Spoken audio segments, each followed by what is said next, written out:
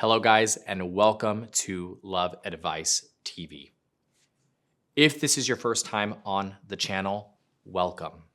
We created this channel, this community for you to answer any questions you may have about your relationship, to guide you, to navigate you, to give you recommendations when you feel like there is nowhere else that you can turn to. My name is Danny, and I am one of the head coaches here at the Love Advice. Amazing colleagues and team members, Coach Natalie, Coach Adrian, Coach Abby, Coach Priyanka, Coach Alex.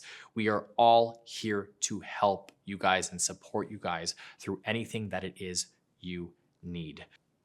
That being said, one of the topics that I wanted to cover today was due to a DM that I actually got from a client on Instagram. And the question was, how do I keep him thinking about me after the breakup, right? And this is actually a question that I get quite frequently. This is something that I get in my one-on-one coaching sessions quite frequently because reattracting an ex is something that so many people want, but it is hard to achieve because everything that you do is counterintuitive. It's against what you would normally do, against the grain, because it's something that you're not necessarily familiar with, right? So how do you keep your ex thinking about you post-breakup? One of the best things that you can utilize is this little platform called social media. So whether it be Twitter, Instagram, Facebook, whatever the case may be, utilizing that platform so that they can get a snapshot into your life. Now, I want to provide you with a word of caution. If you are the type of individual who doesn't necessarily utilize your social media too much, you do not want to go from 0 to 100, right? So what I mean by that is you don't want to go from posting like 1 story a month to like 6 stories a day, because it's going to be obvious to your ex what you are doing. It's going to come off very strategic, very inauthentic. So you want to start off slow, right? So maybe you're posting a story a week. Maybe you're posting a couple stories a week. You're doing one actual post every couple of weeks, whatever the case may be. But whatever it is you are posting, make sure that it is showing that you are living your life, that you're doing your thing, that you didn't just, lay down and die after they left. One thing that I actually find works very well is to sit down and strategize with my clients. Okay, what were some of the points of contention within the relationship, right?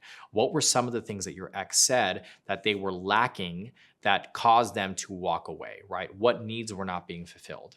Maybe one of them is they feel that you were not as sociable, right? Maybe you didn't really want to try new things. Maybe you didn't want to go on more adventures, or whatever the case may be. Maybe you were a little bit too introverted. Taking that and then implementing that and applying it to what you post on social media. So maybe you post yourself going on a hike, which is something that you normally wouldn't do. Maybe you post yourself going to this new coffee shop that you've never tried before, but you wanted to try for a while, just didn't have the energy to do it. These little things are going to catch your ex's attention because they are all things that they had hoped for, that he had hoped for you would do in the relationship. Now, that being said, I want to make sure that you understand that it's kind of trickled in here, right? So not every post is going to be you going on some crazy adventure or some new coffee shop or whatever. It's going to be trickled in with just everyday activities, right? Just random things that you may be doing. A new book that you're reading, maybe you lounging by the pool, whatever the case may be. It's just you're going to implement these things here and there to catch their attention. The second thing that you can do is remain in a period of no contact. So many people make the mistake of, after a breakup, becoming needy and clingy and begging and texting and calling and doing all of these things, right? And really what you're doing is you're really just pushing your ex away, because you're showing that you're in a state of desperation and that you are fearful of losing them. And fear is not attractive. You want to come from a place of confidence, of self-assurance, strong self-identity, and all of those things. And sometimes what that takes is time and space.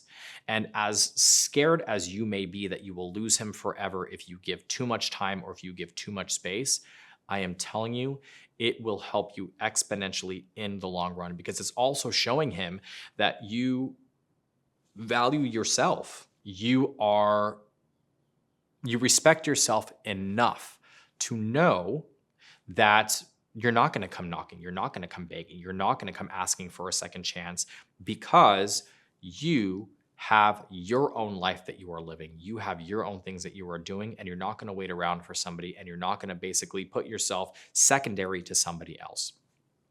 That time and space alone will cause interest and will result most of the time with your ex reaching back out to you and checking in on you to see how you are doing, right? So that period of not speaking creates this kind of mystery, like what are they doing? Why haven't they reached out to me? Which is what you are wanting to achieve anyways, because you want them thinking about you.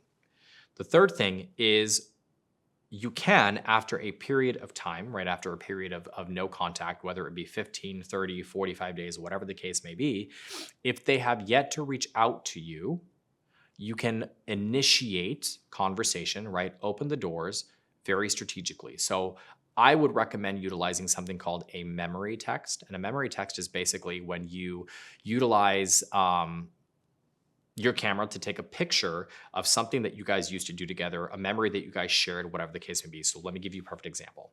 If you are walking by the coffee shop that you guys used to go to every Sunday morning, take a picture of it and send it to him and say, hey, I was just walking by this coffee shop, made me think about you, hope you're doing well. Not only is it an opening text to basically try to open the lines of communication, but you're also attaching a memory to it. And it's a visual cue for them to start to remember the good times that you guys had. If you want to know more about texting in general, honestly, I think it's because when you're trying to reattract an ex, when you're trying to reconcile with an ex, most of the time, specifically and particularly in the time that we're living in now, technology is a huge part of that, right? Texting is a big part of that. Social media is a big part of that. And if you're not exactly sure how to approach the situation, how to open up the lines of communication, I would highly recommend utilizing the texting product that I've created specifically for this situation. So if you are wanting more guidance, if you're wanting more support, I will provide a link in the description box down below for that product so you can take a look at it and utilize that to reopen the lines of communication.